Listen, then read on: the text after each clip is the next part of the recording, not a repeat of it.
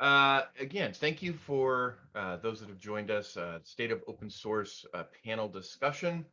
Uh, the open source industry has grown dramatically over the last few years. It's been around for a while.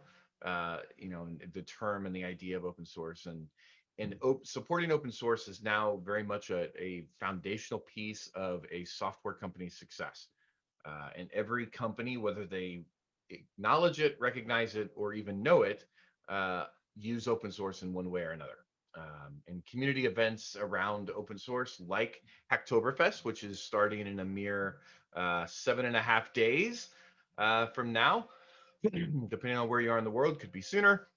They have hundreds of thousands of participants every year. And so in this panel, we wanted to bring together some industry leaders, kind of experts around together for an in-depth discussion on the evolution of open source and the best practices for managing and contributing to open source projects. So in this discussion, we'll cover the state of open source kind of as we see it, where it fits into the development cycle, where it kind of fits into the life cycle of a company, and then the common challenges that developers experience when they're managing and contributing to open source projects.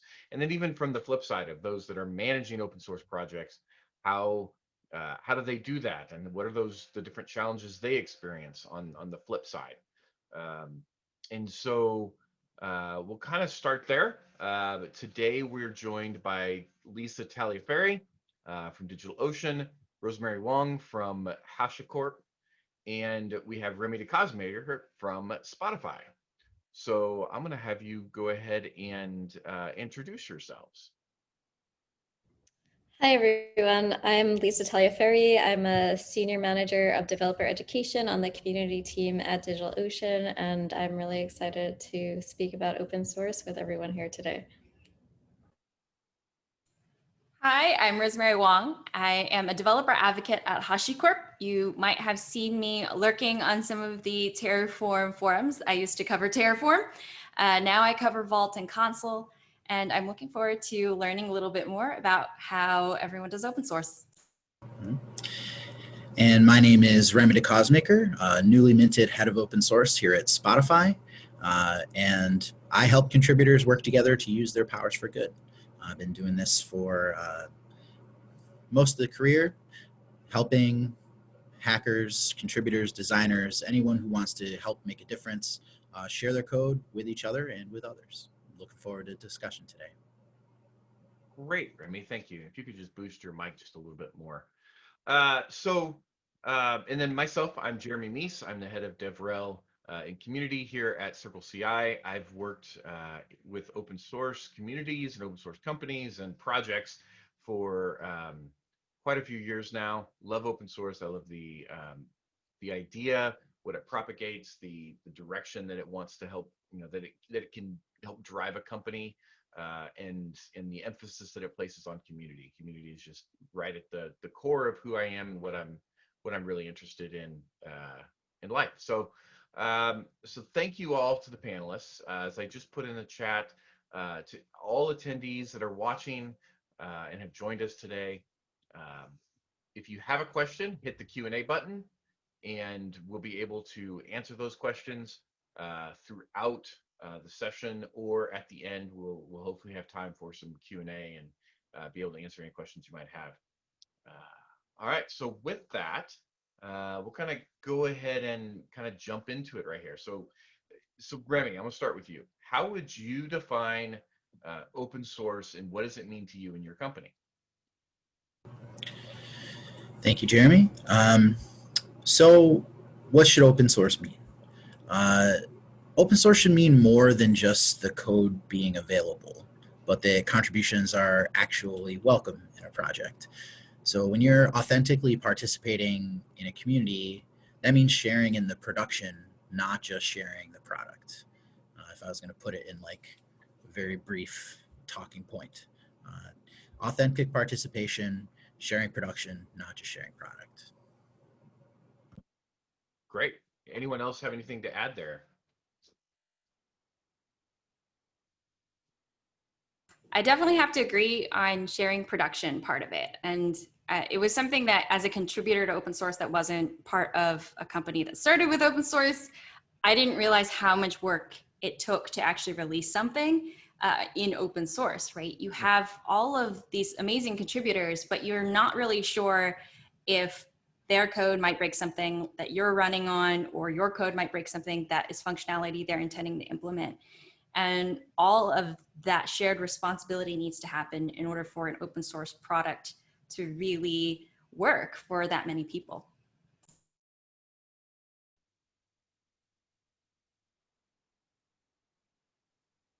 Good. Lisa, do you have anything to add there?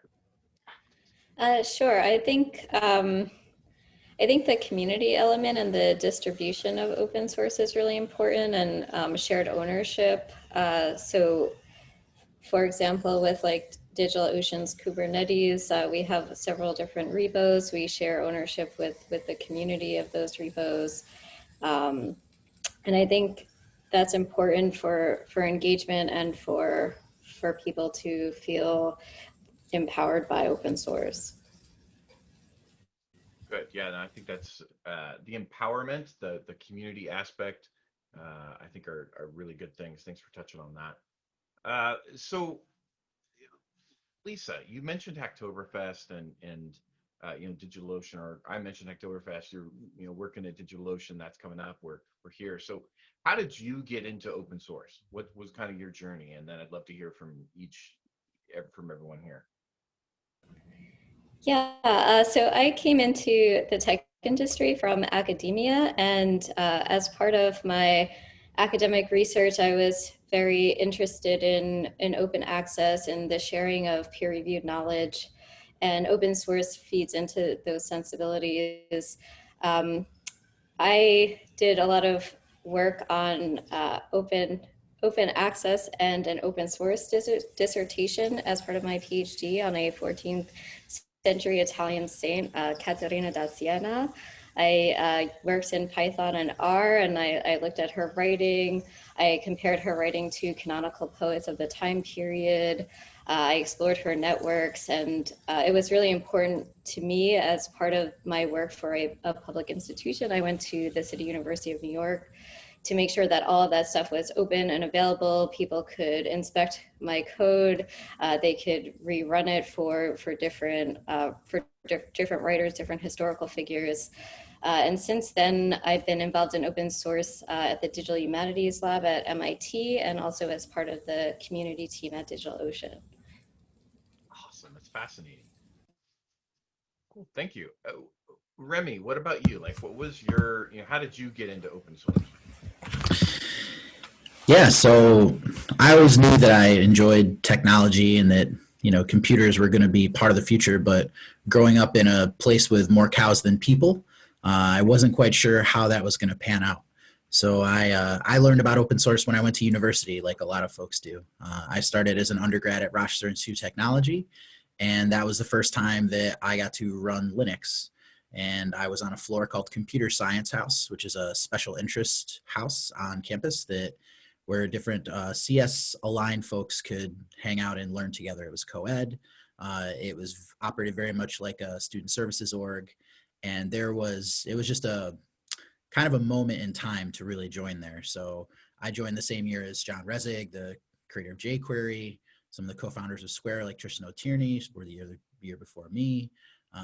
So I got like a real crash course with a bunch of distro hoppers and started running Linux and getting involved in the Fedora community. And after just, doing stuff like tweaking my UI on my Windows and setting my color schemes and getting a taste for what it was like to be able to run your own code and set your own path, I was a goner. Everything from there on out, I wanted to be open, and I wanted to, again, like Lisa, work within the academy to help share the work that we were doing, and eventually, did my graduate work at RIT, helped to start the first academic minor at a university in the United States, ended up with the Fawcett RIT program, teaching there. So I TA'd as a grad and got to teach. And After that, went out into industry, public, private sector. Just haven't looked back since. I really believe that the key part of open source is the self-selection and people being able to drive where they want to, and helping other people find their way to that empowerment is still what drives me today. Cool. Very cool. Rosemary. I will have to say I was one of the people who went to university and didn't realize I was using open source. They would teach you all these things in these courses or something in computer science, or even if you weren't in computer science, I was in electrical engineering, they would give you some kind of package, right? And say, just use it. There was an abstraction. No one really cared. And it never occurred to me that there would ever be a situation in which code was proprietary, so to speak, until I went into industry. And everything that I did in a particular organization, it couldn't be open. It wasn't allowed to. There were some significant concerns from an intellectual property standpoint. And I didn't actually understand the pain points until I went into this particular organization, and I wasn't allowed to install Node in its early days on a server. And so I was blocked, security came, and they were like, why are you using this thing? We've never vetted it. And that was the first time that I realized open source wasn't a natural model for things. But I also was never fully aware that open source could be a model. And so that led me down this path of exploring what it was. And I ended up sort of starting to contribute to open source because we, as part of this organization, would fork open source and have to maintain our own branch of some kind of project if we wanted some feature or functionality.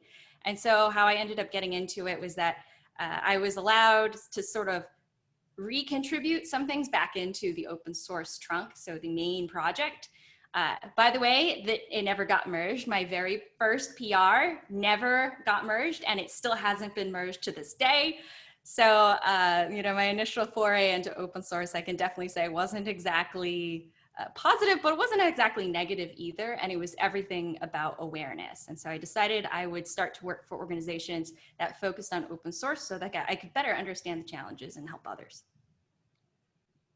Very cool. Very diverse kind of backgrounds of approach into open source. I love that. So, Rosemary, let's stick here. So, currently at HashiCorp, how do they, implement open source at the company? Well, if you start from the very beginning of all the open source products, the OG, which is Vagrant, it was sort of like, Mitchell had a problem, was doing something in industry, couldn't find a solution, decided to write something for it, and said, hey, I would love to give this code out, and see what people say about it. Let's get some feedback. And so it wasn't this expectation that it would work. And it wasn't this expectation that everybody would adopt it immediately. So when you start to implement open source, as with many projects, even in the most successful ones, it does take a couple years for people to take notice and for a community to build around it, for you to implement it to something that's, I guess, production ready. So from an implementation standpoint, you expect to spend a couple years building a community, getting the feedback, adding new features, fixing bugs, which also tends to happen in the first couple of years as well. And then eventually you get it to something that's stable and everybody else can use it. And then there's a momentum from that enables others to contribute to larger open source projects and ecosystems. But even within HashiCorp, we use open source tools for everything. So we use a lot of Golang packages. If it doesn't exist, we write it ourselves, but we also ultimately contribute back to the Golang community, and we still discuss all of the tools that we use that actually end up going into our open source tools. So it's a two-way street.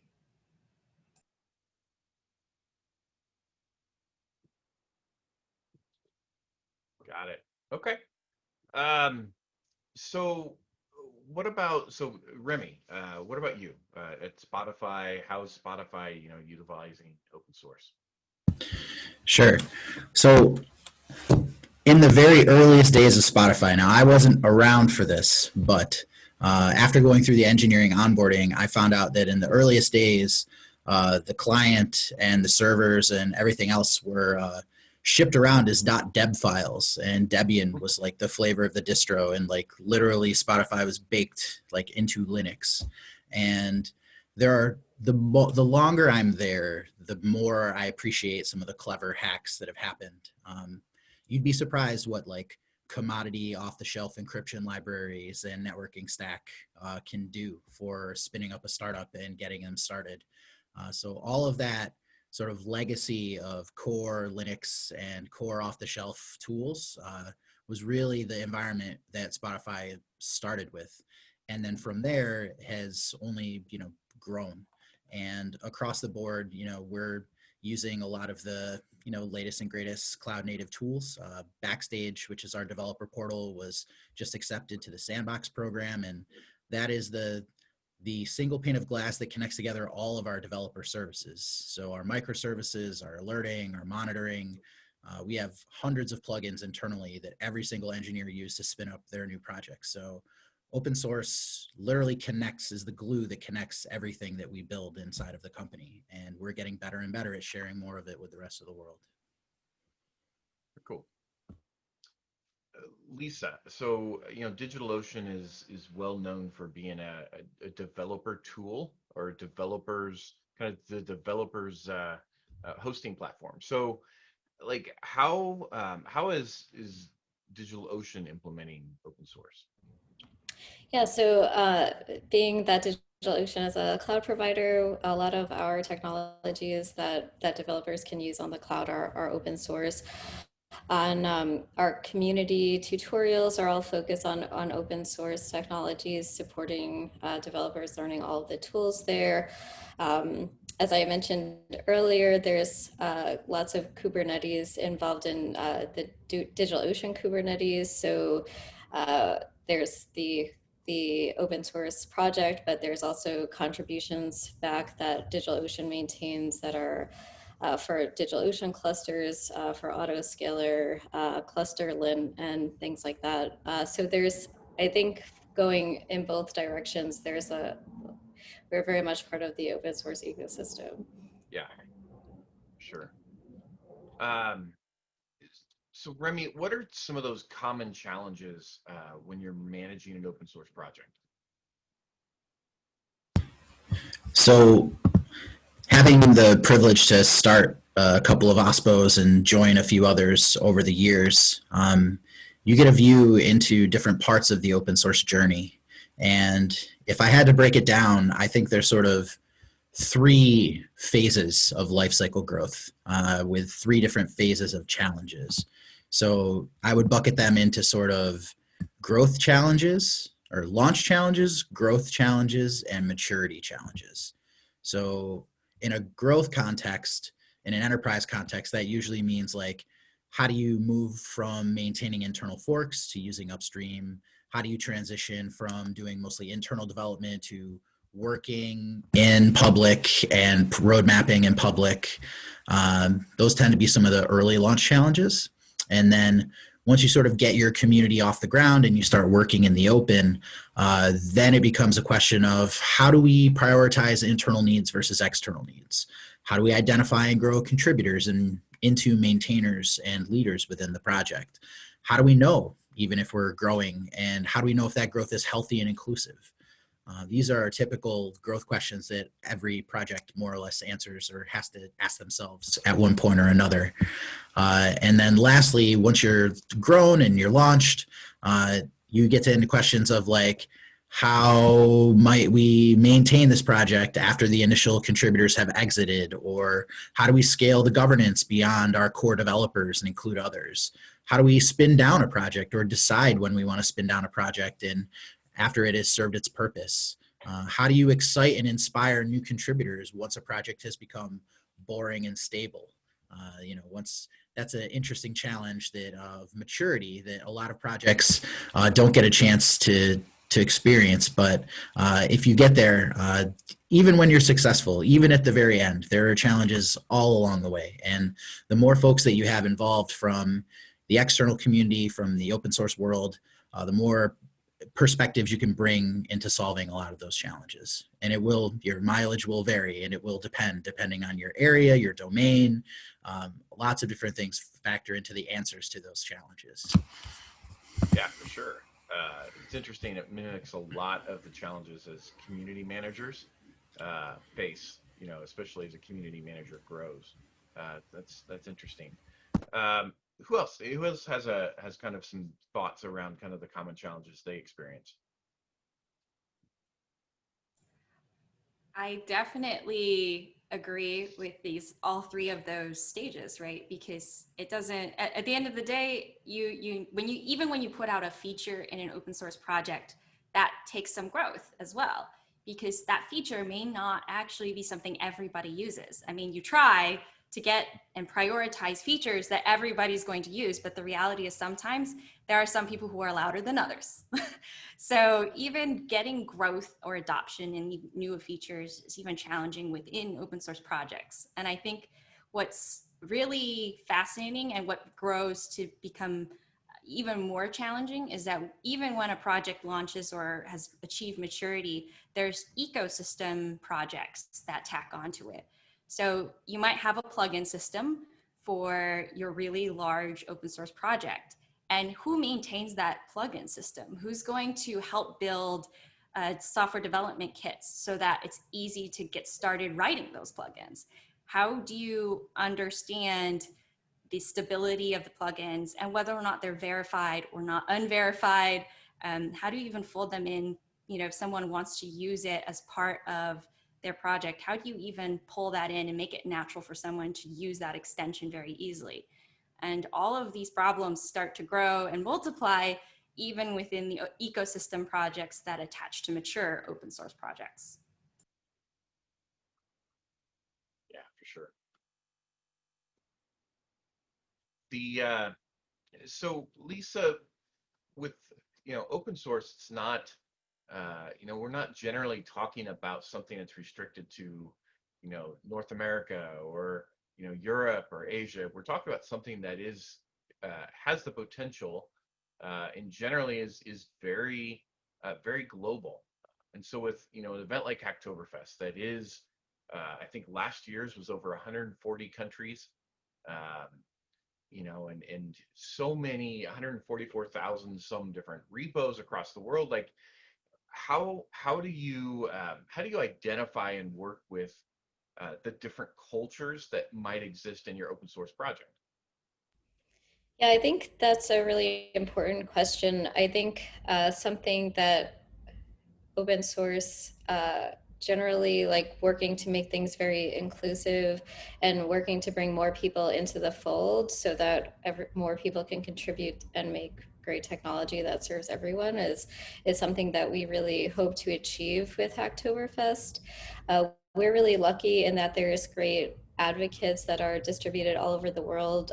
They used to lead in-person meetup events.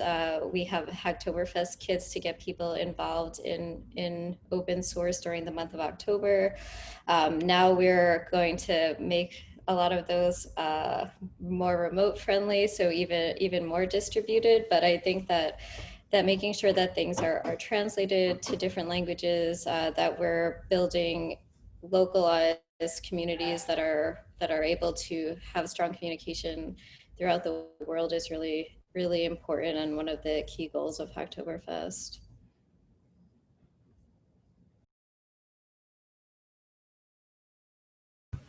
You're muted. Sorry. Yeah, I think communication is a big one. As I muted, it's communicate. It's good to communicate. See how I brought that all back together? That was planned because communication is so important in open source and with different cultures. I'm glad you mentioned that. Remy or Rosemary, anything to add there around like working with global kind of open source projects?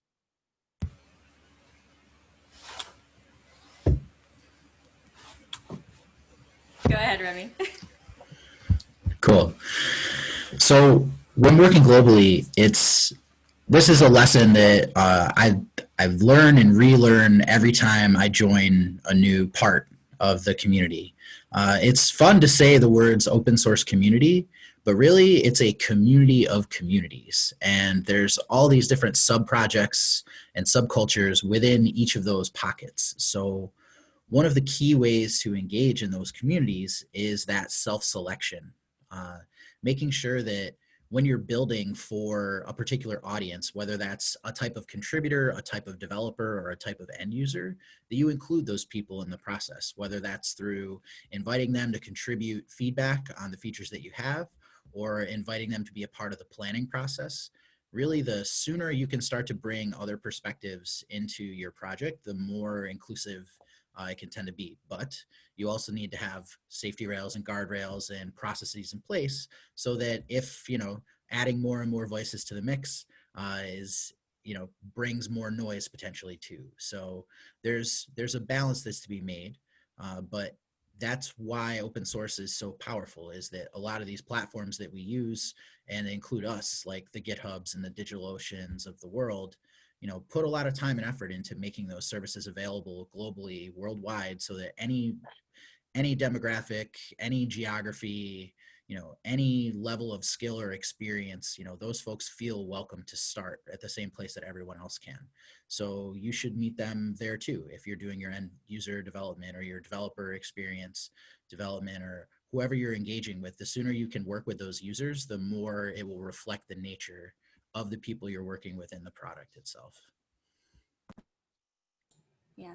To add on to both Remy and Lisa's points about being global and being inclusive, something that I've learned as part of open source contribution is that don't assume English as a first language, right? That's a privilege. And if someone is trying to file a bug report or a feature request, or is coding and offers a pull request, understand that this person may not be speaking English as a first language. And you have to, if you don't understand what is happening, be kind and ask clarifying questions, right? When you do open source, the idea is that you're truly remote and asynchronous. So you prioritize those asynchronous communications as much as you can. But something gets lost in translation, right? We try to use as many emojis as we can to say we're smiling, but sometimes some things just are worded poorly, or someone just doesn't know how to word something that others understand. So you have to be very empathetic from that perspective, especially when you do open source and you work within a global community. And the other important factor to global and being global in open source is that you have this giant global team. So everything you do that you would do to normalize in your organization's team, you need to establish those same norms for a global team, or you need to establish some kind of norm so everybody knows the way to work, how to contribute most effectively, how to communicate context, and especially if it's missing context. I think that all of the approaches that you might take to building your team within your organization apply on a global scale and asynchronously. Those are really important. That's one of the things I've always enjoyed about open source, is the fact that you can work asynchronously. That it's not this, we only work between 8 and 5, Monday through Friday. And if we're honest, that's really only about 3 hours worth of actual work, maybe even less. Like it's not restricted to that, or it's not restricted to time zones. It is worldwide. And so there is that opportunity that you can, a project can continue to work and continue to think about new ideas and ways of doing things together. And I also love open source from the perspective, especially because of the diversity opportunity, because you can get people from all walks of life. And I appreciated what you said, Rosemary, about like English, assuming English is a privilege. And that you have people from all walks of life who bring different experiences that have just as much value to say, to bring to a project and influence where it can go as the next person. And it's important to emphasize that. And I think that's where like code of conducts within open source projects is almost the first thing you do when you start up an open source project. And if you're out there and you have an open source project and you don't have a code of conduct, full stop, get a code of conduct, get your community together, put one in place, because often you're missing, without one, you're missing some great opportunities to work with people. So that's a little aside. So thank you for those. I think that was an important piece to touch on, especially from culture. Um, Rosemary, so you know, open source. Some people say open source and monetization of open source go together like oil and water. Um, but how do you see that mixing? There's different views on that. How do you see that mixing? You give me the potentially explosive question, huh? You chose it. Yeah, I know. I have to think about how carefully I should have to word this, but at the end of the day, really large open source projects have people behind them. And these are people with lives. They're either people with children, circumstances that we don't really know from their public persona, and they have to be compensated in some way, shape, or form when they spend this much time contributing to open source, right? So the reality is we want open source to be free, but the reality is that open source cannot be necessarily free, right? Yeah. And even some of the largest open source ecosystems have the backing of very large organizations because there needs to be progress and there need to be some contributions to these larger projects, and there has to be a stable base for people to be contributing.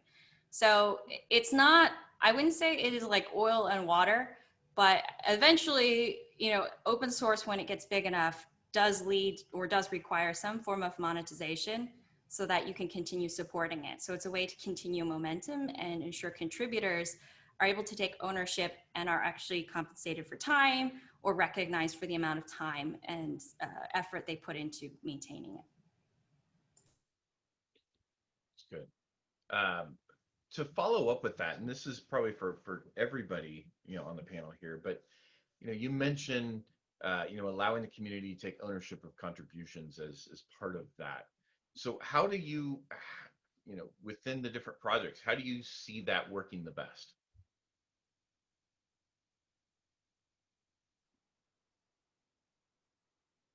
Remy. You give me the question one more time.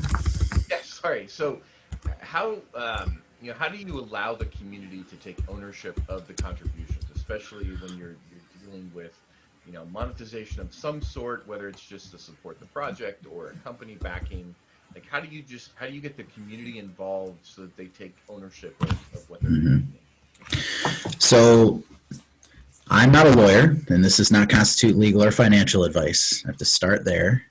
But an important part of ownership is clarity of the license and how changes are made. You have the license over here sort of saying like, these are the rules for sharing.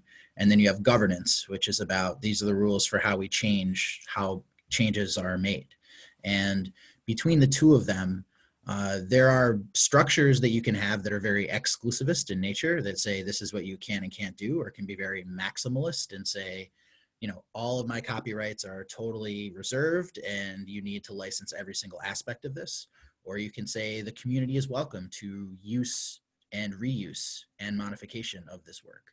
So using standard open source licenses that are approved by the various FSFs and OSIs of the world is a really important part to signaling to people that there's not a lot of strings here, or there's the less ambiguity and fear that you can introduce into your community, the more likely people will gather around that work. So that's sort of like almost like a precondition to doing this work. And I really like what was said just a second ago. One of the ways I like to say it is the code is free, but your time is not. So when you think about it like that, it's almost like there's it's sort of like a conservation of effort is how I think about it in open source. And when you respect the time that people are putting in, the money and the value sort of follow that as well. People too often get obsessed with the artifact of code and they say this golden egg is really where it's at. This is so valuable, but really this is a flock of geese who are working together and flying together, and you can get stuck on what is today, but your community changes over time. Your code does not. And unless you're engaging with your community in an authentic way, in non-exclusive ways and non-extractive ways, those are the kinds of ways that you signal that you're looking to the future to stay in formation. Cool. Lisa. Yeah. Jeremy, you mentioned earlier the code of conduct. I think having contributors be part of those decision making, contributing guidelines, contributing to readmes, contributing to code of conduct, and also making kind of uplifting people that are able to review each other's PRs. I think all of those are ways to kind of distribute the ownership of an open source repo. And I think that monetization factor is something to think about too. Like there are a number of ways that open source repos could be monetized, whether it's like having a freemium model, and maybe it's through grants, or maybe it's through different companies offering, like for example, DigitalOcean has a Hub for Good that provides infrastructure credits to nonprofits, nonprofit open source projects. So there's different ways to do that kind of monetization, and also distribute it around the community so that each person who's contributing and taking some of the maintenance ownership can kind of claim some of those benefits too, so that they're not just giving away their labor, you know, like all of Rosemary's points about people having lives that they need to sustain is really important.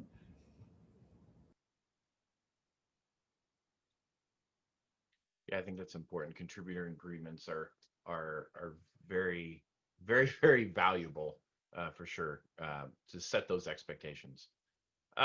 So Lisa, you know, we talked about, you know, contributions. We've also spent a lot of time kind of dealing with it more from a code perspective. So what are some, especially now that we're, you know, approaching Hacktoberfest, like, are open source contributions exclusive to code, or are there other roles that are just as valuable to a project? Yes, there are lots of roles that are very valuable. The main one I think that everybody thinks about is contributing to the knowledge base, so through documentation. And it's not just, as to Rosemary's point, not just English language documentation, but translations of documentation is very valuable for globalized teams. It could also be tutorials. It doesn't have to be straight like documentation of features. There have been a number of really awesome Hacktoberfest projects that have been more on the graphics side. So people who would make logos for open source projects, or icons, like those are really important as part of building a community around a project. There's also, just as I mentioned, the developer advocates, like, you know, not developer advocates like companies, but developer advocates in different parts of the world that are educating others to get involved in open source. There is reporting of bugs is an important part of our ecosystem. And as part of Hacktoberfest, we have a beginner repo that's submitting haikus to a Cloud Haiku GitHub repo. So I would encourage also haikus and other poetry as part of open source contributions. Those are great. Cool. Rosemary or Remy, like, where do you see, or do you see currently a lot of people contributing non-code to your specific projects? And if not, you know, how do you feel like you can boost that? Yeah, I definitely think this is something that's growing within the HashiCorp portfolio, specifically within the products in the portfolio specifically. Previously, when people would submit corrections to docs, they would either tweet at us or ask us where they could put in a pull request on the docs, because they were not very easy to find. And I'm so happy that we're going back and we're reworking them. We're trying to figure out better ways that people can contribute to specifically the standard documentation there. But there's also a learn guide. We have learn guides and tutorials. And we realize that the open source community can handle so many different tutorials and often writes so many of them. And we need a way to formalize it and bring it into the official knowledge base and say, hey, here's where, if you want something specific, like let's run on this cloud provider, this is where you're finding it, and we sourced it from this community contributor. So I think it's definitely growing. It's still fairly new for us. I mean, we've had people who've contributed to the documentation, or they've done an open source project, and then we end up kind of taking on responsibility for it. But we're still definitely growing the capability for anyone, anywhere, to be able to go and contribute to specifically tutorials and standard documentation.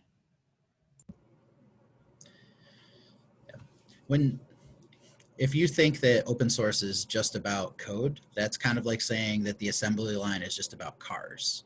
Like, that is one thing that we are good at producing with the open source production process, but distributed, decentralized, non-hierarchical, consensus-based, all of the different things that go into making open source communities move, those are changing the way that we do work in all of our different areas, not just writing code. Some of my favorite places where sort of non-code contributions end up, there are communities like opensourcedesign.net, which is all about getting open source design tools and practices out there into the world.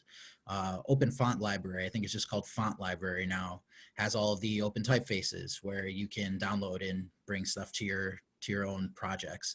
The Inkscape project has this open clip art project where anybody can submit their own made SVGs and contribute them to a dropdown that you can import in other people's work with clear licensing around it. Creative Commons has been doing lots of this work for many years. One of my most fun sort of corners of the open source world, I got a chance to work with the Unicode emoji subcommittee in a previous role, and watching the RFC process for like the lobster emoji and like all of the new graphics that get submitted. Emojis are sort of like thought of as a fun thing, but they represent like iconography that is used in products and projects worldwide. So a designer who gets some pixels into one repo over here could see their work displayed on millions of devices all over the planet. And I think that that is a new way for the pixel ninjas of the world to get very excited about the impact that they can have on the world of software and the world of services too. I truly enjoy like the more outside of the norm for the typical contribution in the background of the contributor, the more new ideas we can get. And I think that we're just getting started. It's so early on in figuring out how people work together and what their contributions can be. As software eats the world, there will be more opportunities for non-coders to contribute. And coding right now, I'll just add this last little bit here. I get really excited about the UI and the interfaces to it. So when we can like take the brain neural interface and pump it out to the abstract syntax tree, and you can just Alexa think, build me a website that does X, Y, and Z, that's when we'll really start to see subject matter experts not have to be experts in code. And I think that's when we'll unlock the real creative potential of so many people out there who are just waiting to get their ideas manifested in code. Good. Rosemary, I have a last kind of question before we get to the Q&A here. It kind of goes with what we just kind of talked here about, the more ways to contribute, make sure we get those out there. What are some actionable items or actionable ways that you feel like we can make open source more inclusive? I think that you mentioned one thing, which was code of conduct. That's amazing to have one because as I said before, you want to establish the ways that you would expect someone to work, just as you expect a team in your organization to work, right? So with respect, with empathy in mind, I think some other more inclusive ways that you could be more inclusive, right? Be mindful of your comments. There are sort of moderators, so to speak, who are reviewing issues, or have moderators who are reviewing issues and reviewing comments, making sure that something's not, as poorly worded or something that is not contributing to the conversation, it is either hidden or muted. There's a capability in GitHub to do that. As a policy, we don't actually delete the comment. We just hide. We do this little hide thing, and you can still see the comment, but if it's not constructive to the conversation, we decide to hide it. And definitely another thing is just making sure that maintainers provide context, right? So anybody who's coming in to work on an issue should have a strong basis by which they can get started. You know, in all likelihood, you may have someone who's not familiar with, you know, some kind of concept, and maybe they want to even contribute to docs and try to explain the concept with a better analogy. So be open to that, and definitely put sort of kind of feedback, definitely work on putting feedback and being responsive to feedback, and embracing the kind of contributions that someone wants to make. I think the worst thing that you can say is that this is a useless contribution. You have, if you don't want to do it, explain why it's not going to go into the main code base. That's good. It's very important. Anyone have anything to add to that specifically? I think it was maybe last week or 2 weeks ago, Emma Irwin, about 2 weeks ago from Mozilla, published an article about, it's called Weaving Safety into the Fabric of Open Source. And Mozilla, who published it, really just gave like a really deep dive into how they did their safety, privacy, legal, and brand guidelines across not just Mozilla as the corporation or in the foundation, but also within the open source communities that they work with. I thought it was incredibly thorough and very informative about some of the challenges, and in that sort of one foot in both worlds, where you have a formal organization who works with informal communities. And I would highly recommend checking that out for a lot of guidance around how to work these types of policies for safety, for community, and for, you know, compliance all. It was a really great resource. Here I would also like to give a plug for the Outreachy program. Outreachy is a program that is designed to help people from non-traditional backgrounds and underrepresented communities get involved in open source. They do sort of a biannual cycle where they're hiring, sourcing supporters from different open source projects and companies, and then helping those interns get placed within projects to do full-time open source work remotely. This program has been running for a number of years. It started out as part of the GNOME Foundation, and they've been doing some incredible work. They've graduated hundreds of folks all the way from the bottom of the kernel to the top of the browser. So highly would recommend checking out Outreachy as another place to look. Those are the two things, and I'll leave it at that. Cool. Lisa, anything to add before we go to the question we have? Sure. I think some things to signal kind of inclusivity on an open source repo is to have labels that are like good first issue. The Hacktoberfest label during the month of October is a good way to invite those who are new to open source to contribute and to show that it's like a welcoming space. But yeah, everything that everybody has already said, I think are all really great to integrate into an open source community. Cool.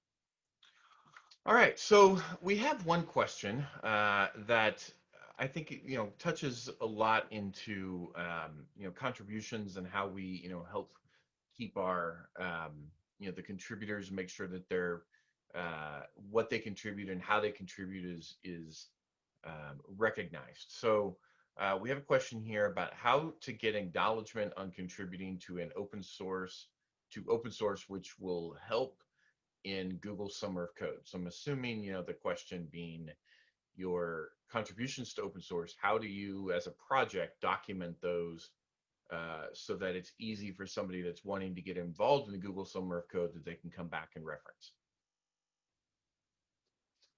Any ideas there, any thoughts, any ways that you currently do so, or suggestions for how to do that?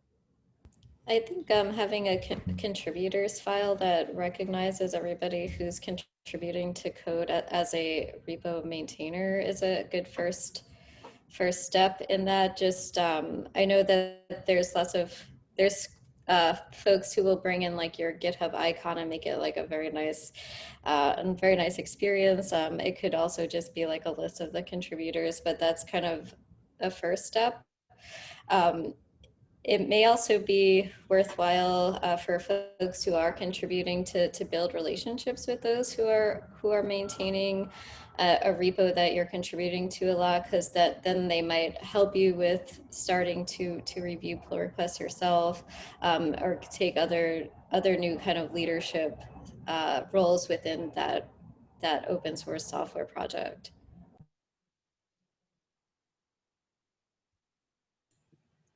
Cool. Rosemary, anything to add?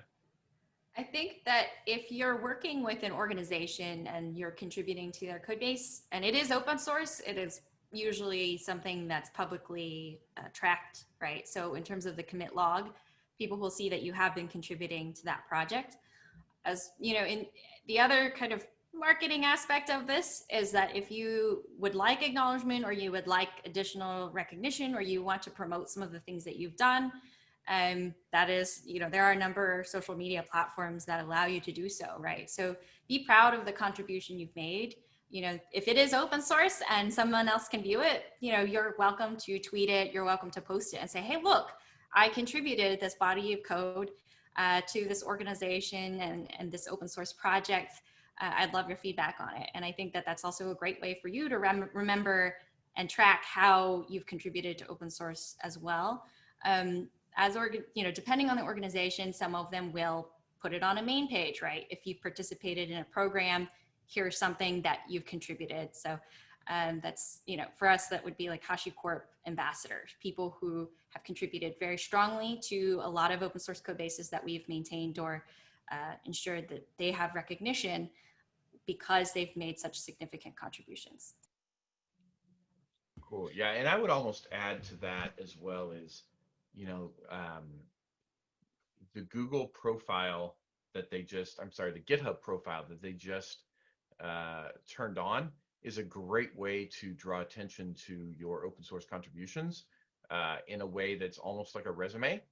So, you know, go out there, make sure you know, do some searches on, you know, customizing your GitHub profile. There's a number of them. There's even some on, I'd have to go look for it specifically, but, you know, around some nice customizations that allow you to kind of showcase the contributions you're doing so that people can easily find kind of your open source resume, for lack of a better term. So that's another way to make it easy to find. Okay, any last comments in our last couple words? Any last comments about open source? Anything you want to plug about some project you're excited about that you're working with in the 2.5 minutes that we have left? Lisa, let's start with you. Sure. Yeah, I would love to see more folks get involved with Hacktoberfest. If you're new to open source, please, or you know people who are, please contribute a haiku to our Cloud Haiku repo. If you're running a nonprofit and need infrastructure credits, go look up DigitalOcean Hub for Good. Okay, and the website for Hacktoberfest is? It's hacktoberfest.com. Hacktoberfest.com. Okay. Yeah. All right. Also get there by Hacktoberfest.digitalocean.com as well. Rosemary. You know what? If anybody is, you know, interested in sort of dipping their toe into open source contribution, and you're a little bit of a fan of Golang code bases, or you're working with any of the HashiCorp tools and you have a great idea for an ecosystem, you know, find a community project and look at good first issue. If not, ask questions. Many of the community contributors are very friendly. There's people who want to help out and try to get people into the project. So if you're ever interested in HashiCorp tools, you can always go to the HashiCorp GitHub, check out all the different integrations, libraries, and products.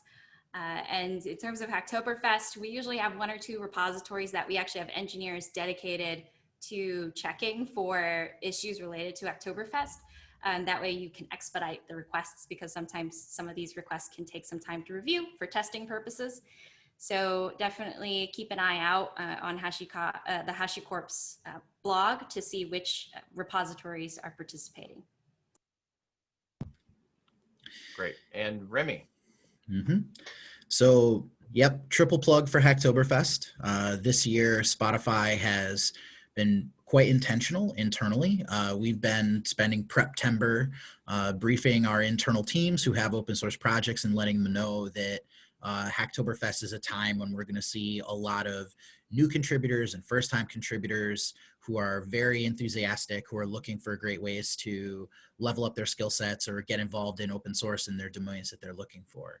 So definitely check out the Spotify GitHub org for all of the issues that are labeled Hacktoberfest. We're going to be holding a student information session on October the 7th, which is Wednesday, for folks who are interested in sort of how open source gets plugged into our internship program and how interns sort of work within Spotify and open source. On Friday of that week, we're going to kick off our backstage plugin push week for Hacktoberfest. So that's October the 9th, where we're going to invite folks like CircleCI and some few others to join us to talk about building some backstage plugins. And then our backstage team internally actually has set aside the entire week after that. So 9, 11, 10, 11, I guess the 12th, the week of October 12th is a hack week. So that team is going to be sitting there in channel, looking in Discord, waiting for people to take on Hacktoberfest tickets and to mentor and build new plugins and do all kinds of fun stuff. So definitely check out Backstage Discord. Join us for either one of those events. You'd be welcome. And, thank you everybody here for helping to support Hacktoberfest, because we think it is a great way to get new folks involved and to help bring more inclusivity and more new voices to Spotify open source. Great, thank you. And then I'll just add for us, so with CircleCI, we actually will be rolling out our website tomorrow, hopefully. So be looking on social for that, but we will definitely be jumping heavy into Hacktoberfest again this year. Really excited to see what everybody has to contribute, and just again supporting a great project like that. So with that being said, thank you very much, everyone, for joining again. Rosemary, Lisa, Remy, and we will look forward to seeing you out on Hacktoberfest. Thanks all.